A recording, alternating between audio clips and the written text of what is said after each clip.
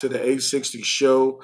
I'll be your host, A60, aka 19, aka Double R, aka Anti Gravity, and whatever other aka you can come up with.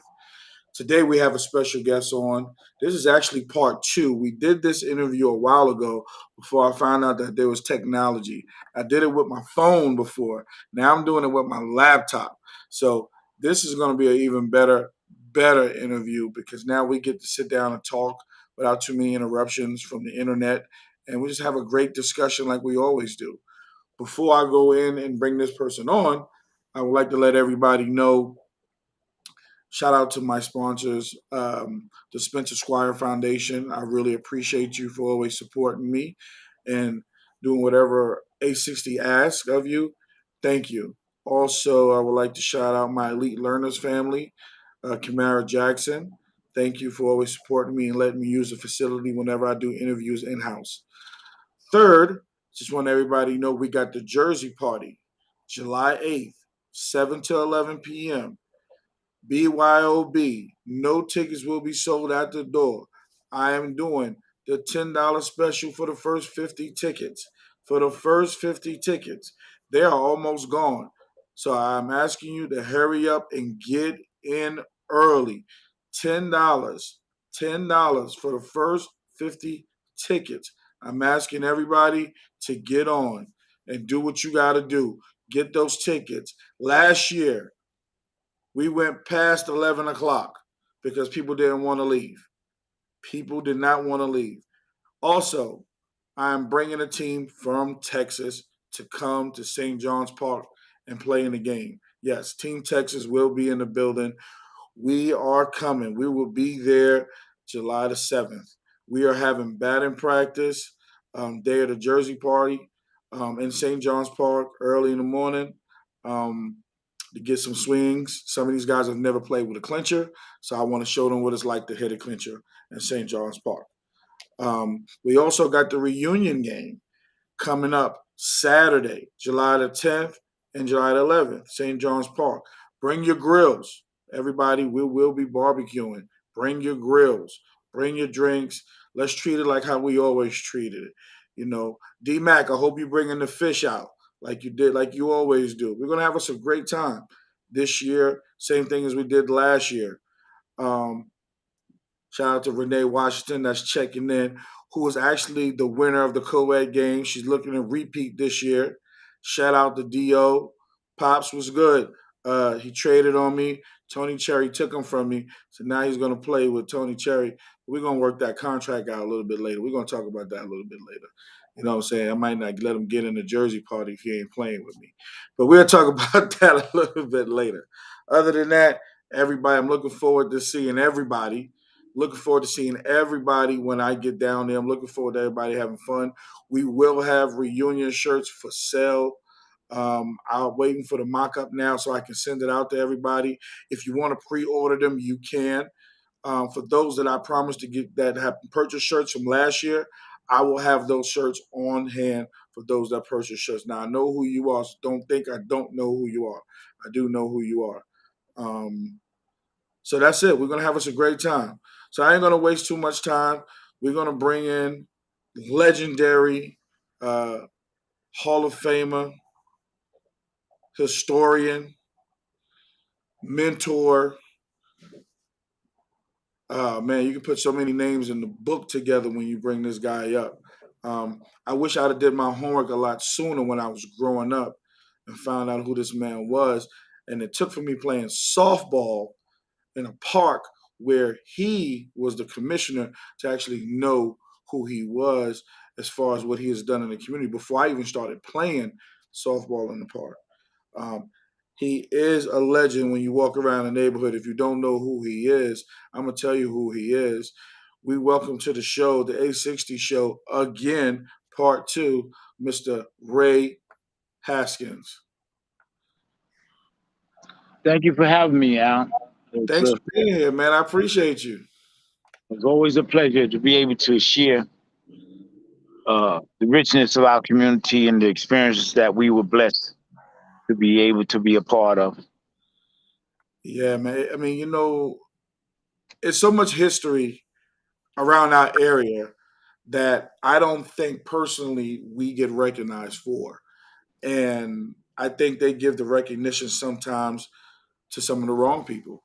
But when you talk about Brooklyn, whether it's basketball or softball, you definitely got to be in that category because you've done it on both sides of the label. Do you feel by chance you get shorthanded by not being recognized by some people? Not really. No, I don't. You know, I always had the feeling that I just want to be one of the guys. If I made a contribution, my contribution was no different than others who made contributions. Of course, we have different levels of how we contribute and what we bring, to make it what we're doing special. So I never thought I got shortchanged. I received a lot of respect, and one of the reasons why I think I receive respect is because I give respect. Mhm. And that's key. You give the same respect when people give you. I want to start where it started for me, where I first was introduced to you, Kingston Park. When you first became commissioner of Kingston, first of all, why did you become the commissioner of Kingston Park? Um, it wasn't the commissioner of Kingston Park. What happened was it was the Brownsville Softball League. Okay. At one time, the Brownsville Softball League was very special league that happened in the Brownsville section of Brooklyn, New York, and they outgrew the park on Blake and Hopkinson. Then they moved the league to uh, East New York. It was still the Brownsville League. That's where I became the commissioner because we had a couple of situations with people uh, going a little bit above and beyond, and it went past winning, and that took away from the importance of what we were trying to do. So when I became the commissioner, we were losing Gershwin because Gershwin was going to become under reconstruction. Hmm. So I wanted to extend the league and make it more than what it was, really grow the league. Previously, all the teams only played one game on a Sunday, and that was it. So I was looking for a location where we could play all day long that had lights. Uh, First place I looked at was Callahan Kelly, and there were no lights, and it was only one field there. Then I took a look at St. John's Park. Uh, it had lights on the dirt, but did not have lights on the concrete, and we needed at least two fields to play concurrently at the same time. So we got to Kingston Park. With Kingston Park, was nothing going on there other than basketball. So we had the run of the field. We were able to play double headers, play on into the night. Uh, it was important for me as a commissioner because a lot of people viewed me as an outsider because I wasn't from Brownsville, and it was the Brownsville Community Softball League, but it had no branding. Hmm. We didn't have any banners or anything. People came by and they didn't know who was out there. They just saw guys out there. So one of the big things, one of the first things we did, we had to get some beautiful banners made up, which we did. We made up the banners, and then I met with the basketball guys, and I told them that we were going to come and bring the softball league. You guys had the park, but we were going to extend. Basketball stopped at about 6 o'clock, but we went on into the night. We played our last game at 10 o'clock. Played our Hmm. first game at 9 o'clock in the morning. Our last game at 10 o'clock with double headers on both fields. And once we went out there and people saw the product that we put out, we were very professional with demanding that all the teams had uniforms. Uh, all the teams that came in had a code of conduct that we had to abide by, and we had to respect each other, and we built on that. It was not just one individual; it was it was the league. We met during the course of the winter, and we mapped out our rules, our regulations, what we would formulate. And once we knew that the league started, that we would go by the rules and regulations. When we had meetings, the league, the coaches, the managers who were a key part of the league, they could dictate and they could have certain concerns that they brought to me. But once the league started, league play started, then we knew we had to have a strong commissioner with the backing of all the teams, which things played out that way. We had a great product that grew in the community. Uh, Another reason why we chose Kingston Park was the location was ideal. Hmm. You could get to Kingston Park by different modes of transportation. We had several buses that came there. We had the subway. We had the Long Island Railroad, and you could actually drive and have parking there. We also were located in an area where it was family conducive, family friendly, where you could bring your kids out. They didn't have to watch the games, but they had a play area. And to top that, you know how people feel about the kids feel about McDonald's. McDonald's was two blocks away. So Yeah. we had all those things going for us. And while we were out there, spoke to several of the business owners to let them know that we were bringing business in the neighborhood, and we needed their help, we needed their support to some of the things that we wanted to do. And we also knew that it was important not to just be a softball league. Right. And we had community in our title, Brownsville community. So we had to bring the community in, and we brought different aspects of the community. Other than the basketball, we had the jump rope girls would come out there. We had track guys would come out there and be a part of, the only show in town, because we went once again. We went to 10 o'clock at night, playing under the lights. We had the nice bleachers, and we had vendors come out to accommodate. We had use of park facilities. We had the bathrooms. We had the keys to the lights. So it was a great partnership with the community, with the parks department, and with our managers who bought into what our mission would be. Go ahead. Good. Good. Sorry. So, well, that's where we at, and the league grew. We had 32 teams, and 32 teams who all uh, paid their entry fee. They went along with the bylaws, the rules and regulations, and we were a self-governing organization. That's dope how y'all did that. I really think that was key back in the days of seeing all those teams. And I know somebody had a shirt out there that had all of the team names in the back. Um, if somebody can send me that, that would be great. So I can actually get a shirt printed up for the reunion game this year. Um, what is the difference between the three parks? Now I know it played in Bessie Head, and I know they played in Gershwin, and then they ended up in Kingston. Was the pitch always the same in all three parks? Pitch was always the same in all three parks. The only thing that was different, we were able to play double headers. So if you play double headers, that extended the day, and it made guys actually want to come because they might not play the first game, but they'll play the second game. Hmm. And we had lights. Betsy Head didn't have lights. It was very small, congenial park.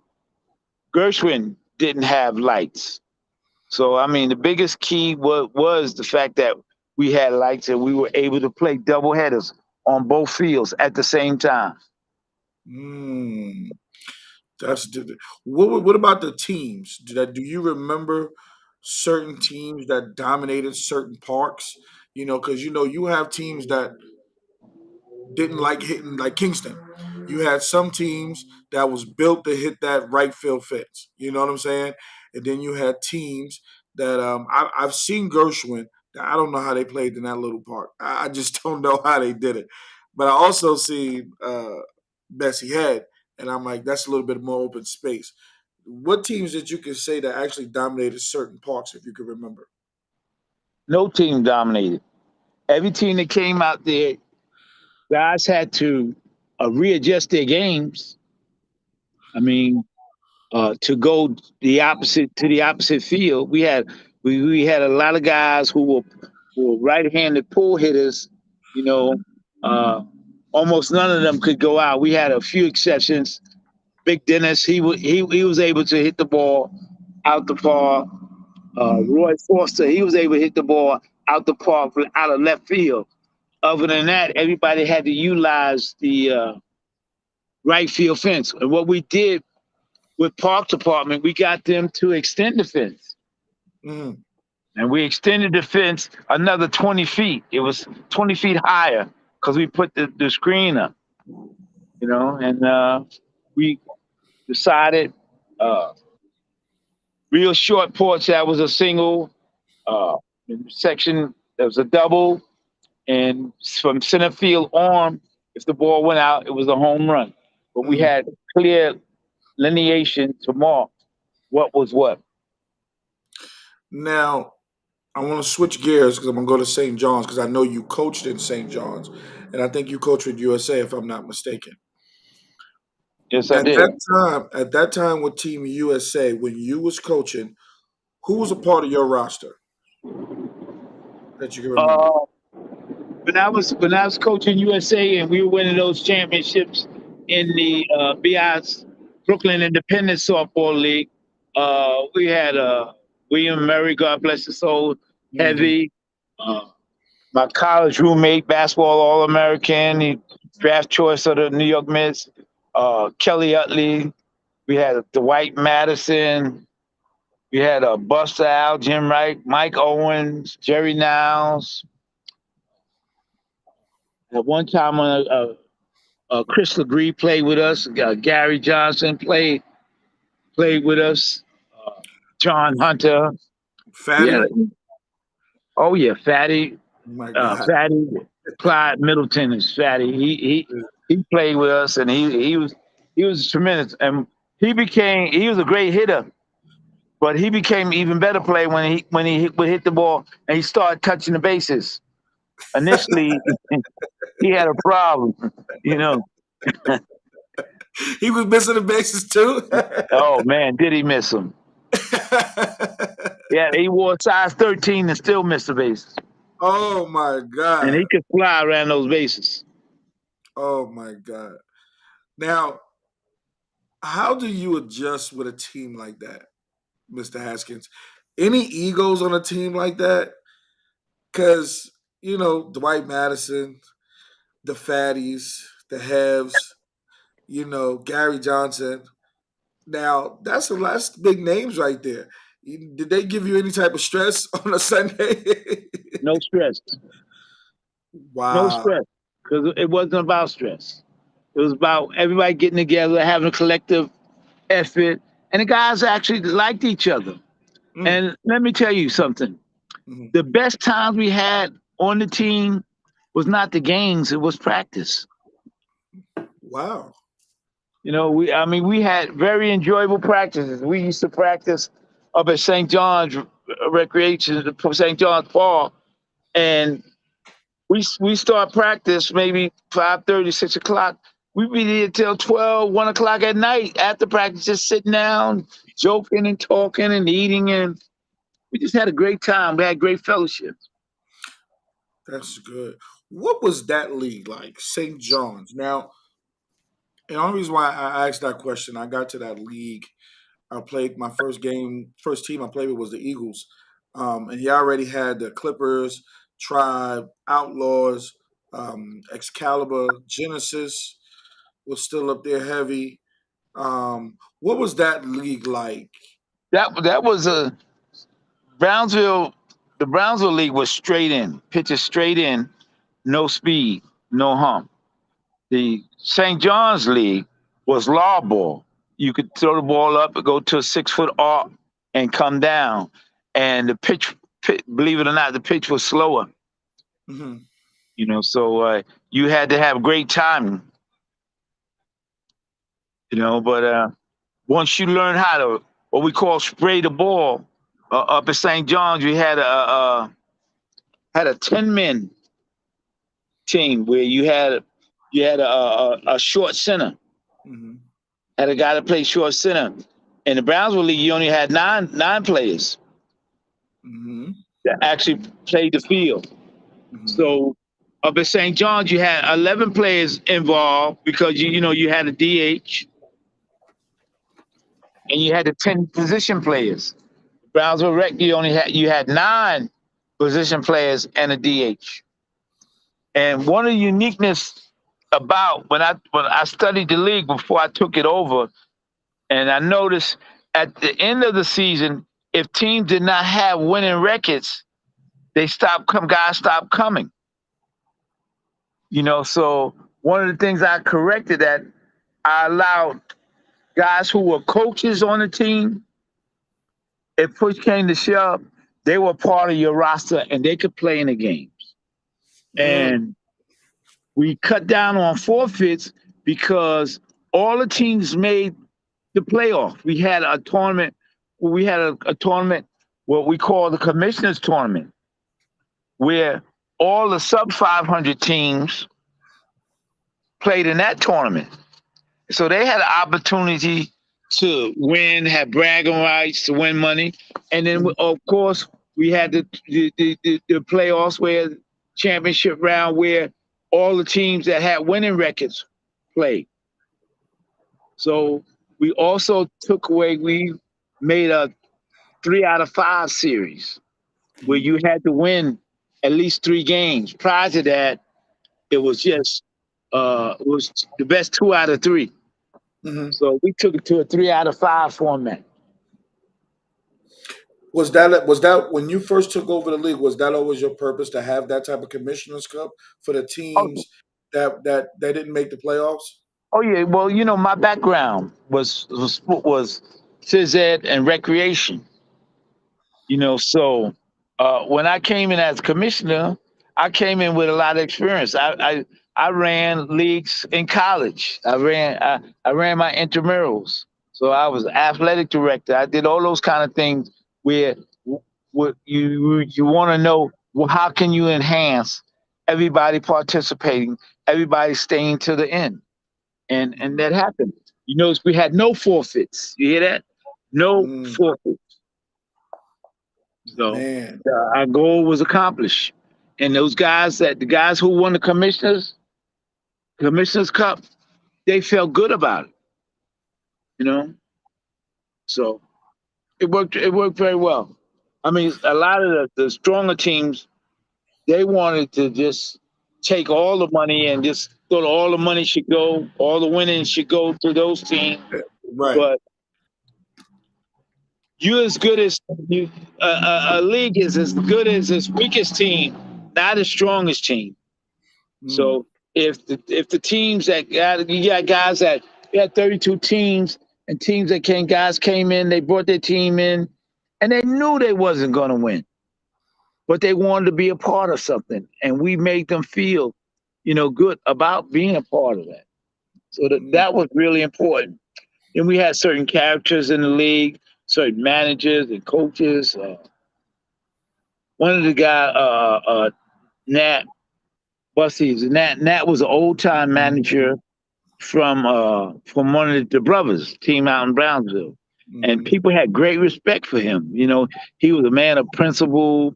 He was mm, driven, and uh, he's a guy of character. Then we had Chris Legree come in, and we had Larry Alexander. We had a lot of character building managers who came in and brought great leadership. We had Frank from TNF Auto Repairs. yeah. He Being that. came in, and one of the things that really made the league go, where we had a great mixture of guys who got to know each other from different walks of life, who may have passed on the street and not even said anything to each other. You know, we had guys who were auto mechanics, teachers, principals. We had one guy that played Doc Brown. He's the foremost kidney specialist in the world playing in our softball league. He has a research institute at downstate, and he was a part of the league. So if all those guys were part of the league, we had expert advice on anything that we wanted to do. We had problems. We had guys who were real estate agents. We had federal agents that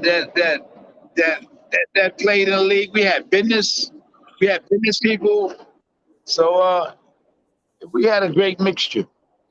Did was And it no, able was it able people were able to get jobs that way from being in the league playing those guys got a playing? lot. Got a lot of jobs. You know, my Mm-hmm. background. I was a middle school principal. Mm-hmm. So I got guys jobs in maintenance. I got guys who wanted to come and teach, who were looking for teaching positions, paras, school Mm-hmm. aides. We had a whole litany of things, and then of course after I left being a commissioner, I went on to coach at Long Island University, the basketball coach at Long Island University, and my games were filled with guys from the softball league. I mean, they came out, and it was just an extension. It was just another extension of what we were doing in that league. I had great Well, support. let's switch over to that. You got an opportunity to coach LIU Brooklyn, Charles Jones for 2 years, Mike Campbell, Richie Parker. That's Virgil Smiley. I think I know personally. I also know John Morgenstern personally. Oh, I played. really? Yeah, I played with him at Nassau Community College for Okay. yeah, Big John. So I actually came to one of your. I don't even know if you remember this. I came to one of your practices, and John brought me. And John was like, "You know who that is?" I said, "Yeah, that's Ray Haskell. He's a commissioner of the softball league." He was like, "What?" I said, "Yeah, he's a commissioner of the softball league." He was like, he's a commissioner too." I said, "Yo, he doing it all, baby. He coaching it. He doing it all." And John just started laughing. John's a What? great human being, man. Great. He's a good guy, man. Good guy. What was that like coaching? Cause I know you coached and you played. I know you coached and you played. But what was it like coaching on that level? Um, it basically was a dream come true.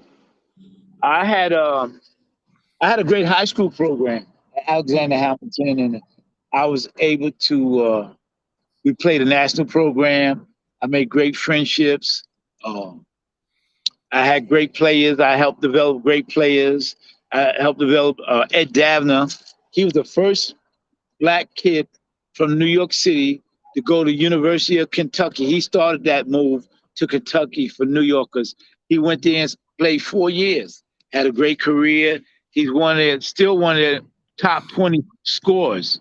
Uh, then I had Gerald Green, who played for me, who took Seton Hall to NCAA championship against University of Michigan. Uh, then I had Ice Reynolds, who played 16 years in the NBA. Uh, Carrie Scurry played 6 years in the NBA. I had a whole plethora of guys. I had Nate Sims, who went to Ohio State, and he played basketball there. And Nate went on and became a brigadier general, United States Marine Corps. Hmm. So, I had a good run. I had Gerald King, Albert, and Bernard's younger brother. Uh, I made great relationships. I had Andre Irvin, who's one of the best high school players in the history of the city of New York. Love my boy Andre, man. My boy Andre is cold, boy. That's my boy E. Love him. But I heard you was the first one that had the guys getting dressed up at Alexandra, right? Wasn't you the Oh first one yeah, that had yeah, yeah, yeah, guys? yeah, yeah. Yeah. Uh, I thought it would be negligent if I didn't coach the kids about life, because that's all basketball, softball, baseball, all that is the means to an end. It takes you to places where you wouldn't normally go, but it provides that vehicle. And it was important for me to show kids that the importance of a shirt and a tie, what it meant, uh, certain behaviors in certain situations, and they were able to, it just helped them Right, tremendously. right. So now you coaching at LAU. Well, I want to go back to this history. Those guys that you coached, I'm sorry. I mean, I know Andre Irv. That's my guy. But the rest of those guys, I didn't know. But I didn't really know about those guys back then. And that's what I said. My history didn't know until actually seeing you being a commissioner at Kingston Park. And once I know the history, it opened up windows, and I started doing my history, looking at things that you've done. Because I know you was a principal at a bunch of schools. We actually, um, you don't probably don't remember this. When I was with the Harlem Wizards, me and my guy Speedy and Sam Worthen met you up at 390. Yeah, yeah, that was the school I was a Yes. principal at. Yeah. And I think Rudy, may he rest in peace, was the one who brought us in with Health First. Rudy was the guy who brought us in. And we was yeah, doing Health First in most of the schools.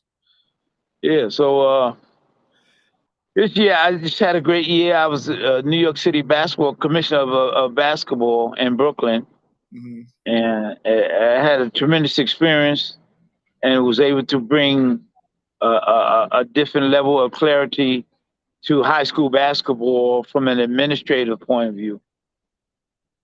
So a lot of things are lacking, and coming out of that pandemic would put this city, not just this city, but put the nation to. It was important that we got back on proper footing for competitive basketball, and just getting kids that kind of exposure. Did you have to come in automatically and make some changes, or did you just leave it the way it was and see how it was going to go this year, and then say, you know what, let me start making some changes as it goes along?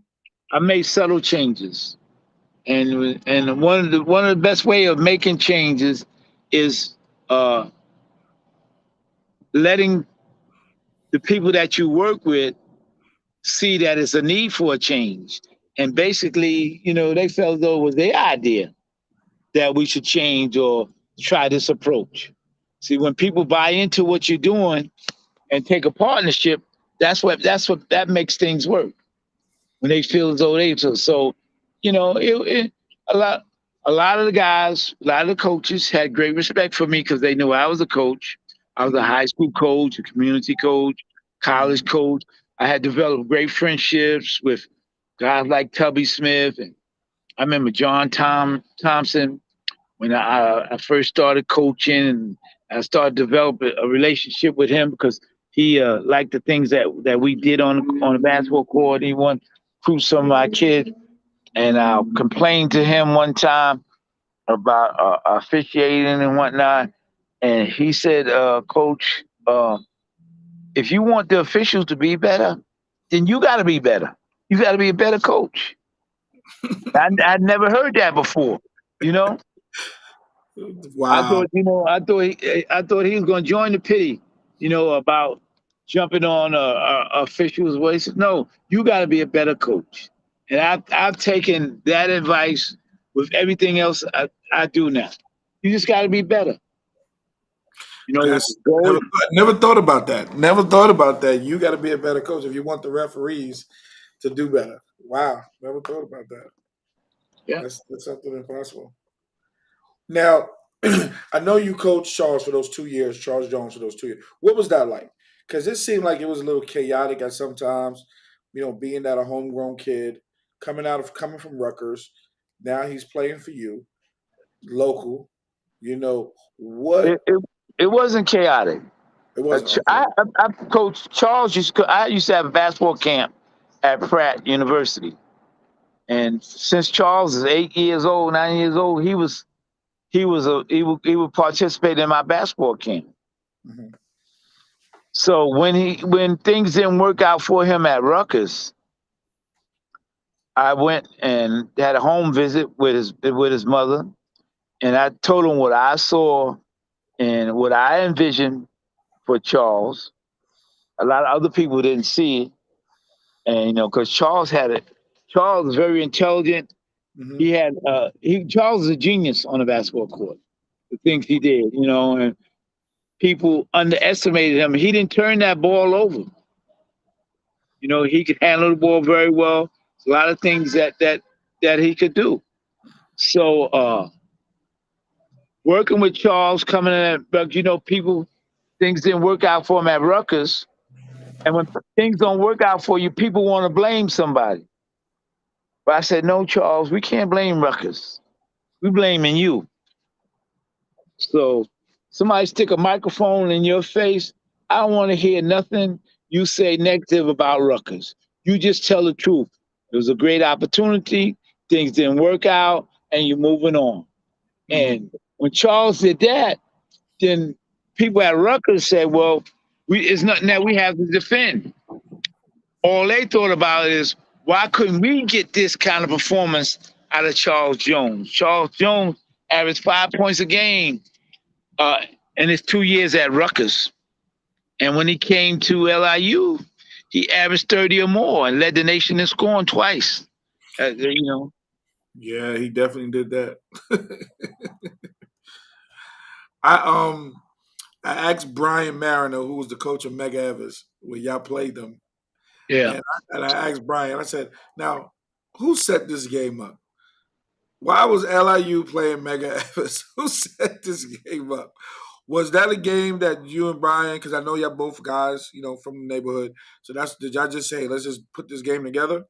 Well, no, this is how college basketball, college sports does is we paid Brian Mariner to bring Mega Evers to play us that home game. They got paid. Okay. When we went to Ohio State, Providence, uh, all those schools, Indiana, they paid us $50,000 to come play Wow. them. So now that money went to our program. So we paid Brian Mariner and Mega Evers. We paid them $18,000 to come play us. So Mm. and uh, a lot of people look at the game and think of it in a negative effect, but where else would Mega Evers had that kind of platform to be able to play, to be able to perform, play at that level, get their program exposed to exposure? So, and they were able to play basketball. They weren't holding the ball. They coming down, putting it up, trying to give their best.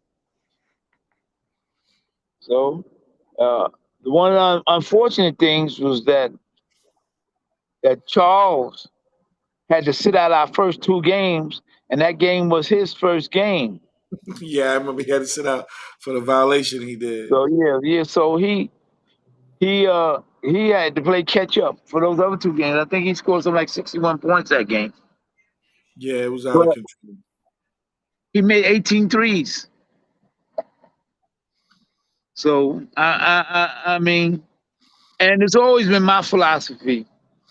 A lot of coaches didn't understand. When I coached high school basketball, I had 24 players, and when we were beating teams, I take my first 9, 10, 12 kids out, they don't play no more. So when I bring those kids in off the bench, I never thought it was fair to tell them, okay, for these 2 quarters or the time you playing, you can't shoot the ball. You got to hold the ball. While the teams that we playing, they still got their starting team in the game. Hmm. So how's it fair to you when you practice every day and when you get an opportunity to play, I tell you not to shoot, just pass the ball around, just run the clock out. I didn't think that was fair to my kids. So I looked at it like that. Yeah, that was good. That was just a game. A lot of my friends, from Crown Heights, played in that game. That's why I brought it up. Brian, I never played for Brian, but Brian was my gym teacher when I went to IS 61 over the Okay. Lefferts. Yeah, he was my gym teacher when I was over there. So that's why I asked about that game. Um, let's jump back into softball real quick. Now, your coaching days. Now, I want to ask your opinion. I know me and you probably discussed this before, but I want to discuss it again if you don't mind. Um, two players. I want you to give me your observation of these two players and what made them so different. Fatty and Junior. Fatty and Junior. Yes.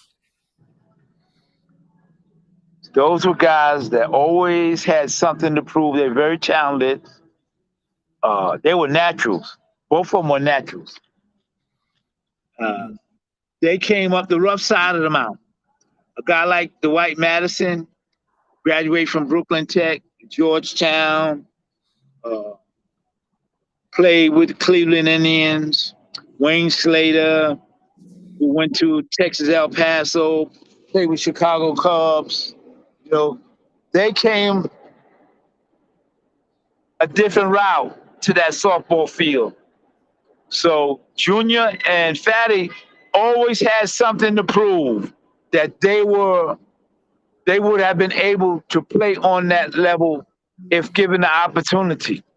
I mean, they Mm. were great talents, and there was no doubt in my mind had someone got them at the right age, at the right time, that could have happened for them. So those guys were so talented; they were naturals. I mean, they could spray the ball, they could hit, they could hit the ball anywhere, hit for power. They could drive the ball. I mean, they were good, great situational hitters. Tremendous players. Mm. And that was good. Back that quality of players back then was different, man. And I always say they were different type of OGs back then. They were the OGs that carried on to where they wanted to teach the younger generation how to play the game, and especially the ones that wanted to listen. And you spoke about a man that passed. My friend, and love him to death, Heavy. Man, I still hear him screaming when I ground out or pop up to this day. You know, he was just one of those guys that just stayed on you. And you mentioned those guys, and that's why I was like, Junior and Fatty. I had the opportunity to play with Junior. I've never seen nobody hit it down third base line like that, even if the person is standing on the third base line and he still go down that line. Yeah, laser. Never had a chance to play with Fatty besides one time with the Legends in Kingston Park, and he had a bunch of keys on his on his pocket, and he hit the ball out the park real quick, like just one at bat. But up close looking at Junior, oh my God, a monster. I always tell Junior every time we go to a tournament, how are you catching the ball with that glove, Junior? Like, how are you catching the ball with that pancake glove? Unorthodox. It was amazing. Like I'm sitting there like, what are you doing, But Junior? but this but this is even more amazing. As great as talented as those guys were, they were great teammates. Yes. They were great Yes. teammates, and they didn't look down on anybody. They were welcoming teammates. Yes. Yes, they was. Not a bad word. Never talked down to nobody. Nothing. Nothing. Loved it. They were great teammates, like you said. Made a big difference. Made a big difference.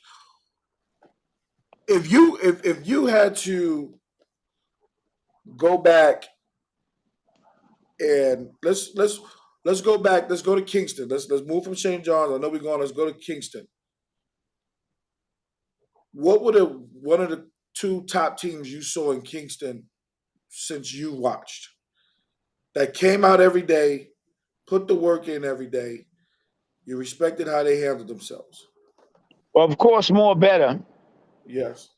because they had a football coach with a coaching mentality, Coach Legree, and he was able to sell his system to fit those guys in. They had that family approach, and it was we. But let me tell you something. Hmm. The forerunner to those teams, and we don't give enough credit, but Coach Legree, myself, a lot of other coaches, Larry Alexander, we used to watch the sisters play, how they were team oriented, how they played together, how they moved runners, and we learned a lot from watching those women play because they played basic. Mm. Yeah, and we don't give them enough credit for what they did. I used to go out there. I used to watch their practices because I'm a practice guy. I go watch track practice, football practice, softball practice, and I bring something out of it. So I like the the way those women, they came together, they pulled together. They didn't let anything bother them. If you made an error, it wasn't nothing untoward. They just went and they just dug in and they did the things that they had to do. I mean, they were amazing. Just watching, I just watched them and I learned from them. Mhm. But there was a lot of other great, softball teams. I remember the sisters. Um, of course, Brooklyn Rose. Brooklyn I Rose, yeah, they had have to watch them Yeah, play.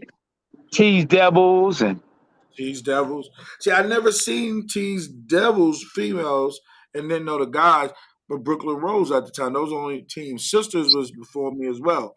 But uh, um, I used to go watch the girls' games, like you said. I was like, man, some of these girls hit the ball just as hard as some of these guys. Sometimes when you play the defense, strong arm, running the ball down, they was hustling.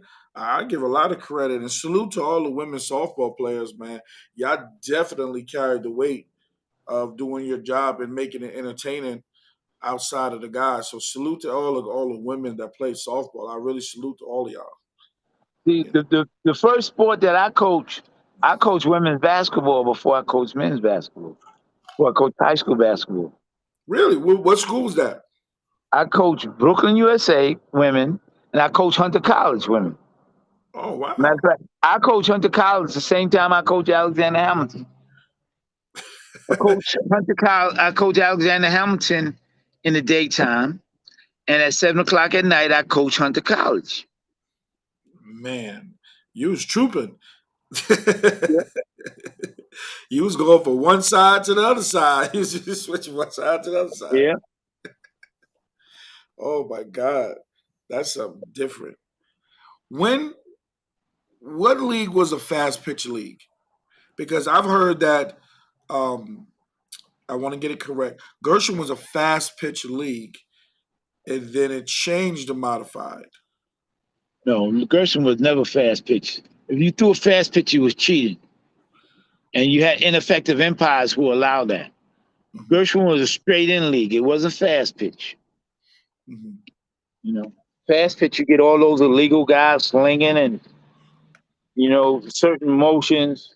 It was never a fast pitch league.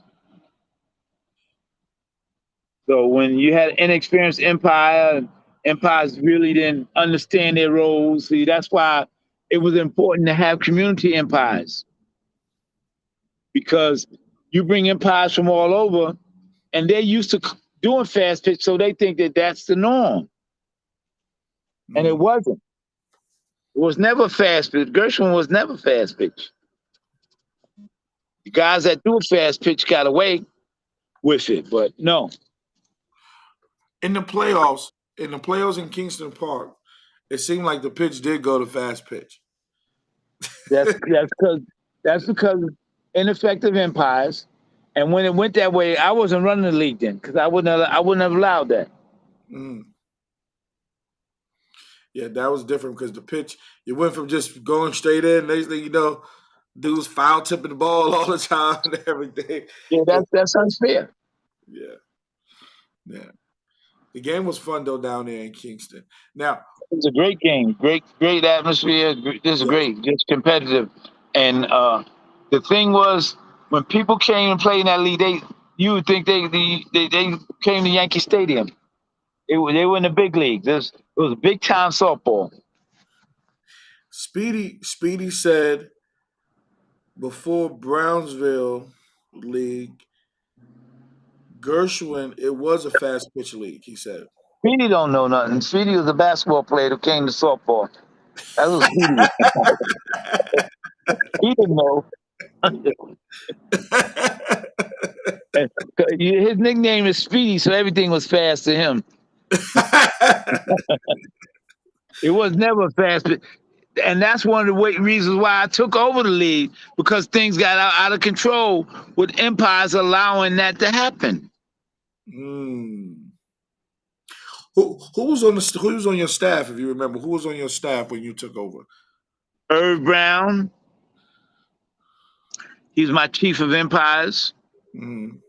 James Mack, who brought me to the league. Mm. Dan, who I knew since I was a little boy when he used to play softball in the park on Madison Street. Mm. Dan was the glue to that league. Damn, my man with the Playboys. Boy, Yeah, Dan. Dan, I'm the Playboy. Mm-hmm. His favorite saying was "Deal with it, Yeah. deal with it." God bless his soul. Yes, sir. Yes, sir. Was Lady D on the staff with you at that time as well? No, she was a part of More Better. She was part of Mo Better. Oh, okay. I thought she was on the staff as well, as far as being either. No, she was always supportive, but she was a part of More Better. She took over after I left, and sometimes when you do things and it seems so seamless and easy until you do it, like a lot of times somebody went, oh, this guy should be the head coach and the assistant, because he's sitting down there and he doesn't have to make the same decisions that the head coach. But when you move him to the head, you move him on top. It's a big difference. It's a big difference. I'm quite sure just what you're doing, Mhm. you didn't know it was going to be as difficult. You make it seem seamless and easy, but you know what it takes to get this production off the ground and to make it work. A lot of people think that, oh, anybody could do that. Alvin, piece of cake. If Alvin could do it, anybody could do it. Life is not like that. Mm. They don't. I think a lot of people see you get on and you just interview people. Yeah, you do that, but there's still a lot of work behind it, because you still got to have some knowledge of the game, the people that you're interviewing, and just the content that you're talking about. Because, like I tell everybody, the reason why I wanted to do this is because there was no cameras, no YouTube, nothing around to showcase the talent we had in St. John's and in Kingston. There's no history. All the history we have is what we do on these cameras right now, is memories. And if I can bring that moment back for a short period of time, I'm gonna do my best to do it, because it made me who I am today. It made me the relationships that I have today. Um, I met my daughter's mother because of it. So it's history to this. So I Yeah. enjoy it and I respected it to the so much that this is why I do it, because I loved all the people that passed. Great relation, like I said, great relationships. I can't forget those people. Like, and I want people to know who they were. It's a great culture. You had guys like Dave Goldstein. Dave Goldstein was a softball junkie. You Mm, hear that?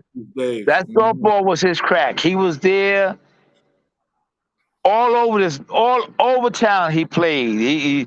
He just wanted to play, and he had great relationships with his players, with people, and all Dave just wanted to do was throw that first pitch. You had guys like him who were Well, lifers, softball lifers. yeah, it was. That's right.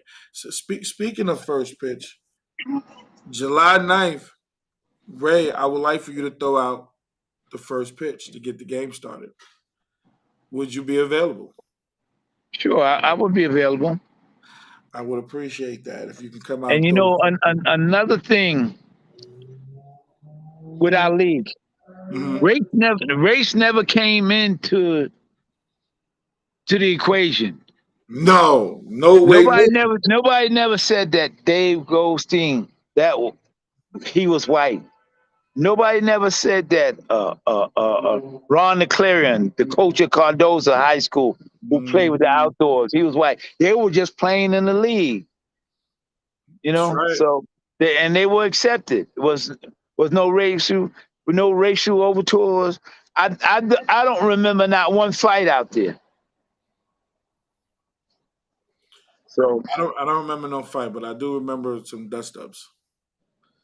dust up, you gonna have that, but You you we know you what a split. dust up. We know You what split. and we We know know what a the dust up difference. could lead to. Right. We know the difference. We definitely know the difference between a fight and a dust up. We know the difference. You Mo better Black Sox. We had to go co-championships. We Really? split. Yeah, we split that. Was you the commissioner then? Nope, because y'all it wouldn't have been no co-championship. Yeah, we Y'all would split. have had to play. Yeah, we they made us split Mo Better versus Black Sox. We split the championship. That was the first time I've heard that. And I think if I'm not mistaken, Black Sox we was up either 2-1 or 3-1. Can't That remember. hurt the league. You know that hurt the league, Yeah, not having a champion. yeah. Because now everybody's talking, you don't know who won what. Yeah. Yeah, we split. That was it. We split it. But you said that would have never happened if you Never. was okay. Never. Man, that's a big difference, man. When you sitting up there talking about co-champions, let's stop it. Let's not play. No, that was a little out of control, but it happened. So that was so. I want to go around the world with you. I want to start in the park that you're familiar with the most, which is St. John's. We're going defense. Defense. Bottom of the seventh. Up by one. You on defense. You on defense. Who you got at first base? At first base, at St. John's, Yes, we're going St. John's first. Al Lyons. Who you got at second?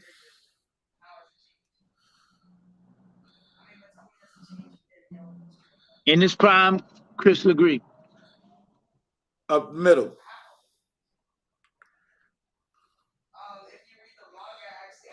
Mike Owens. Shortstop. The Swan. Al Watson. Mhm. Third base. Magic. Ooh. Who you got behind the plate? Put anybody behind the plate. um, excuse me. My sinus is acting up. Calvin Boone, Cal Boone. Yeah. because he's gonna entertain. He's gonna entertain you the whole game. I didn't see him play that much in St. John's. Who was he playing with? Calvin played at St. John's. I didn't He see played him with that Lenny much. Ming and Lenny Ming and Herb Brown and those guys. Oh, okay. Okay. I guess by the time I got there, he just stopped playing up there, I guess. Yeah, he Who you got became in left? he became air marshal. Oh, okay. Who you got in left? Who I got in left? St. John's Kelly Utley. Who you got in center? Dwight Madison. Dwight or Derek. Who you got in right? Wahoo. Ooh, now this is a crucial one. Who you got on the mound? Left-handed Heavy. Right-handed Dennis. Woo! I only seen Dennis pitch maybe once or twice with the Clippers. Now, Dennis could not only pitch, but he pitch and play short center at the same time. Cover that middle up. He's a big body. He should be able to cover that old middle. Great basketball player. Great Yes, basketball player. yes. I had the opportunity to play with him in St. John's Park. Yes, I did. Yep, good. He was still dunking too. Yep. Yep. Um, Okay, let's go down to Kingston. Same scenario. Who you got at first? Lil Lenny Benjamin. Lenny B, my guy, man. Rest in peace. Who you got at second?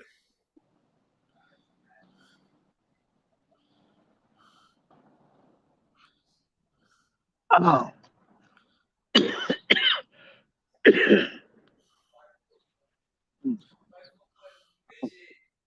That one to lose me. Mm. Who would you put a second? I mean, you have options. You have Jeff Roberts of Showtime. You have Delroy. You have, of course, Al Watson because he played short and second, but it just depends on where you're putting him. No, Al can't go on that side of the diamond. I'll put Delroy there. Al's my shortstop. He got the best hands in the business. His hands are so soft. Sometimes, you know, if he wasn't a man, I'd follow him in the bathroom and see how he wipe his ass if he used toilet paper now.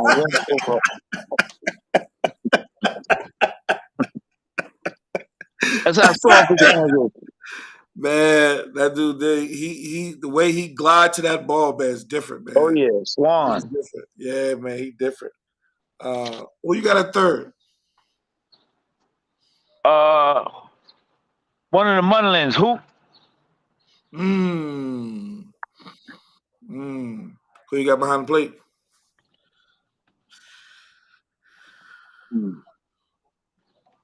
What's the cop? Bruce. Bruce. Yes, great.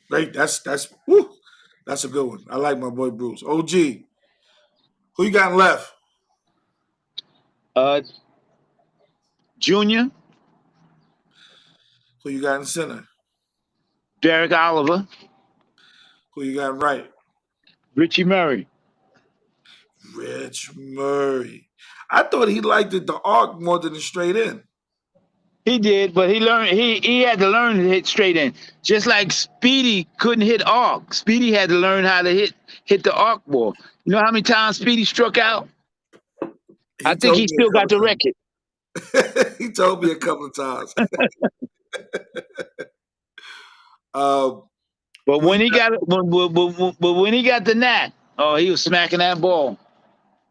Yeah, I used to hate that arc, man. I couldn't believe that ball going all the way up and then going down, and you got to time that pitch. Oh my God, it's out of control. Who you got pitching?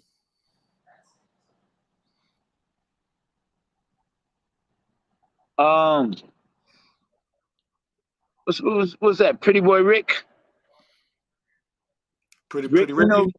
yeah. Rick was and Palace Rick. God bless his Oh, soul. Jerry Curl Rick.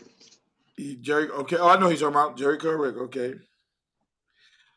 Now, my last question: what did Kingston and St. John's Park mean to you? They were different venues. Like Oh, he you said know, Ricky Noble. Yankee Ricky Stadium Noble. was. Dio said Ricky Noble. Oh, Ricky Noble. Yeah. Okay. God bless his soul. Mm-hmm. Yeah, he was a softball junkie too. Yeah. Uh, I mean, St. John's is a lot more spacious. Uh, but I think Kingston had a lot more character. A lot more excitement, playing the ball off the fence, and just being able to hold a runner to one base.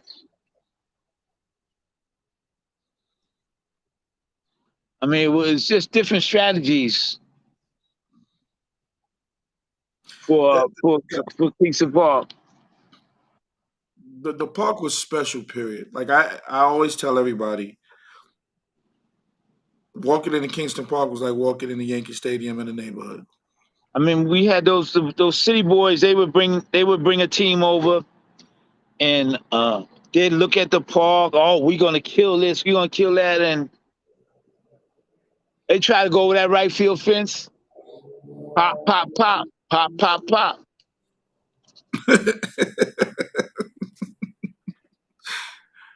Couldn't do nothing. Did you have to deal with those people over there at the houses, man? Because some of the windows used to get broke, man. I paid for those windows. Yeah, Because I that always was a wondered part of every it. time the ball hit their window and hit We one of paid their for feet. them. Oh man. We paid for them. That's what you had to do. You know, and once they knew that, who they had to come see and to get taken care of, no problem, because we had funds for that. Mm. That money gave the money that paid for that came from the fines. Oh, okay. Everybody was getting fined. What was the fines for? Like what type of fines were Not y'all wearing, getting? not wearing, not wearing a uniform, not having a hat. Oh, So okay. it to me it was important that we stayed in uniform. If we were professionals, you don't go to Yankee Stadium and see guys wearing mixed mac hats or not wearing a hat or wearing a do rag or that's what the league came to later. Guys playing the outfield with Tim's on, Yeah, that's out of control. and we didn't want that look. I know I said this is gonna be your last question. What year do you remember when the league started going down?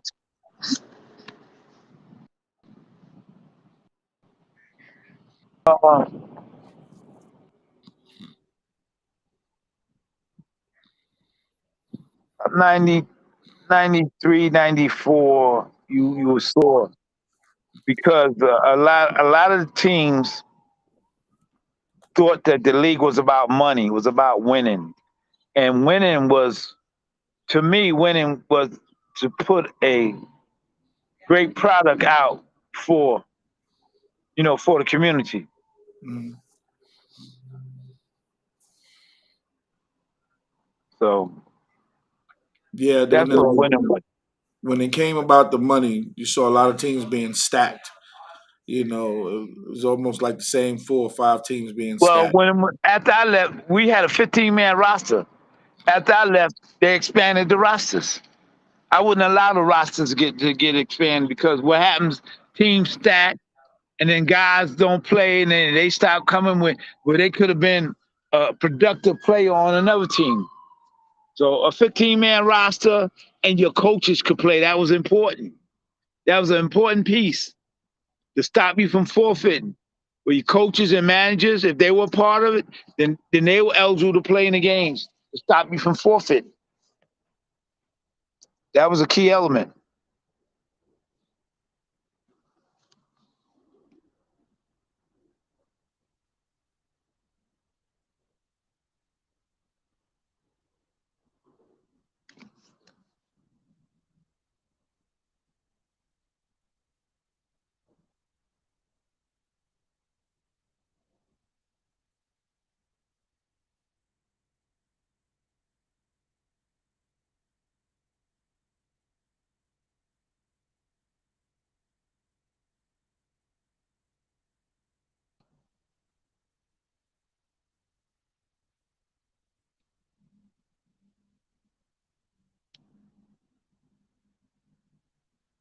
You still there, Al?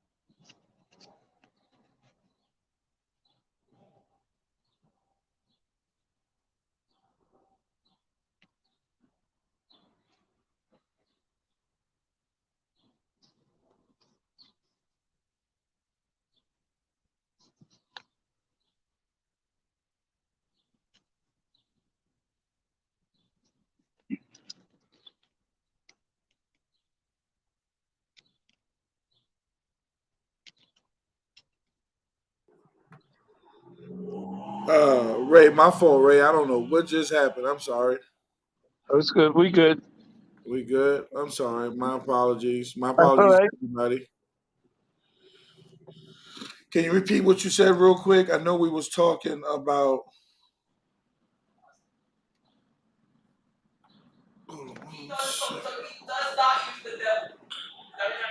Yeah, I dropped everybody. I'm sorry. I'm back.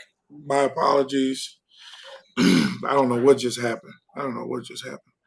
But we talked about the downfall of the league. We were talking about the downfall of the league, and I think you When said, the downfall league started, when they expanded the rosters. mhm. Right. Once they expanded those rosters to 20, 25, it got kind of difficult after that. Am I correct? Yeah, yeah, because that you took guys from teams, you know, that if they would have stayed on that team, those teams would have been representative. So you guys start padding those rosters.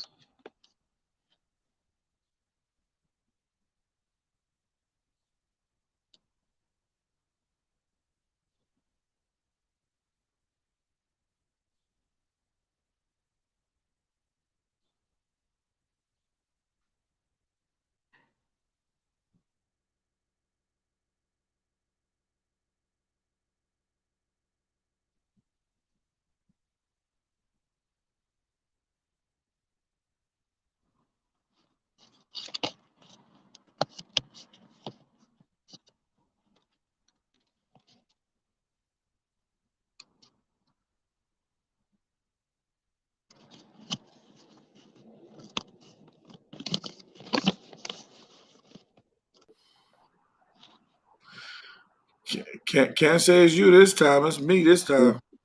Yeah. You could see the subtle difference. Those guys didn't understand that they were combining teams. So when you had two teams, now you just got one. And then guys would join the team, and then when they didn't play, then they would stop coming out. It's crazy. And then we had disruptors in the league, but Hmm. we had those disruptors under control. God bless his soul, Butch. Butch was a disruptor, My but man, Butch. he yeah. But if he's spoken to correctly and given the right provisions, he stayed under control. So and now that was important. Right. That because we had no real police power and anything like that. So if I said to a guy, "You suspended or you fined," then they respected what I said or what edit that came down. That was respect. Nobody didn't go against it. There was no threats or anything like that. So Did you ever have any pushback for some of the guys that was in the league, some of the teams that were in the league? man, I had some very comical. I forget their name. This husband and wife duo. They thought they could come in and set the league on fire, this, that, and the other. And one day, the young lady, she was out there. She was cursing up a storm. She's cursing me. This, that, and the other. Her husband was the manager. So I'm not going to get into it with nobody in the park about anything like that. She wanted to be disrespectful, then that was on her. But when her husband came, and I told her husband, I said, man, you need to check your wife. That's totally inappropriate, the way she's talking, this, that, and other. And then he said to me, well, when my wife sees shit, she talks shit. Oh wow. Wow. So I laughed and I suspended them $100. I fined them $100. Suspended them. And you know what? They paid the $100. And that was the end of that.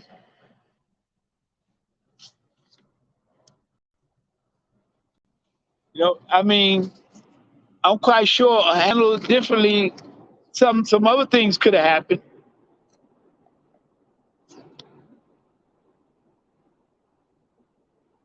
So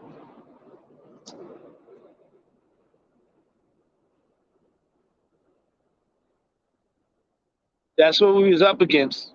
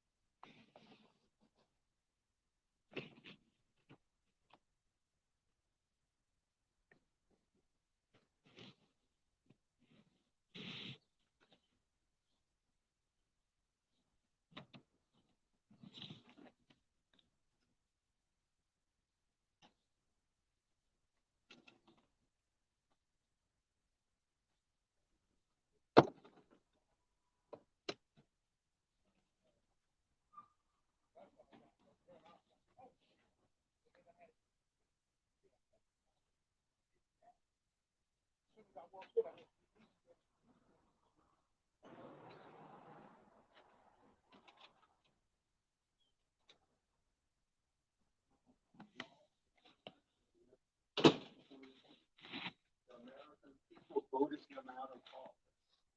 It was not because of a rigged system. It was not because of voting. Don't believe me? Hear what his former attorney general had to say about me. I warn those who watch him.